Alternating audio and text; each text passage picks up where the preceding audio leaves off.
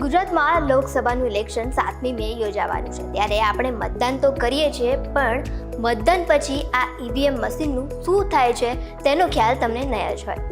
નમસ્કાર, આપનું સ્વાગત છે ન્યૂઝ કેપિટલ પર. હું છું આપની સાથે પાર. મતદાન પૂરું થયા પછી ઈવીએમ મશીનને સઘન સુરક્ષા સાથે સ્ટ્રોંગ રૂમમાં લઈ જવામાં આવે છે. સ્ટ્રોંગ રૂમ એ એક ખાસ ડિઝાઇન કરેલો રૂમ છે, જે ખાસ મશીનોને કોઈ પણ પ્રકારના ચેડા અથવા તો નુકસાનથી બચાવવા માટે બનાવવામાં આવે છે. મતદાન પૂર્ણ થયા પછી ઈવીએમ મશીન કેટલીક પ્રક્રિયાઓમાંથી પસાર થાય છે.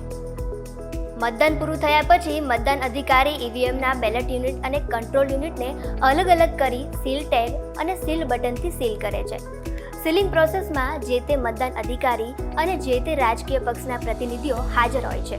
સીલિંગ પ્રક્રિયા પૂરી થયા બાદ સીલ બંધ ઈવીએમને સ્ટ્રોંગ રૂમમાં લઈ જવામાં આવે છે.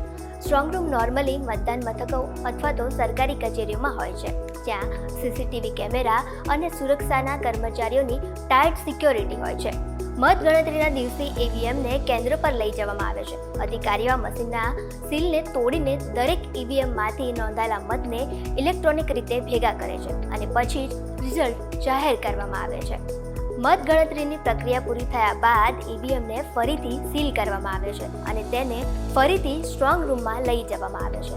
અને હા, મતગણતરી પહેલાં અને પછી ઈવીએમ મશીનોની સુરક્ષા માટે કેટલાક વિશેષ પ્રોટોકોલનું પાલન પણ કરવામાં આવે છે, જે ખૂબ જ સ્ટ્રિક્ટ હોય છે. આ ઈવીએમ મશીનો ટેમ્પર પ્રૂફ હોય છે, એટલે કે તેની સાથે કોઈ પણ પ્રકારની છેડછાડ થવાની કોઈ પણ સંભાવના રહેતી નથી, અને જો થાય તો જાણવાનું પણ સરળ રહે છે.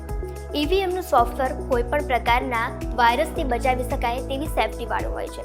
બસ હાલ વિડીયોમાં આટલું જ. આવા જ વધુ વિડીયોઝ માટે આપ જોડાયેલા રહો ન્યૂઝ કેપિટલના ડિજિટલ પ્લેટફોર્મ.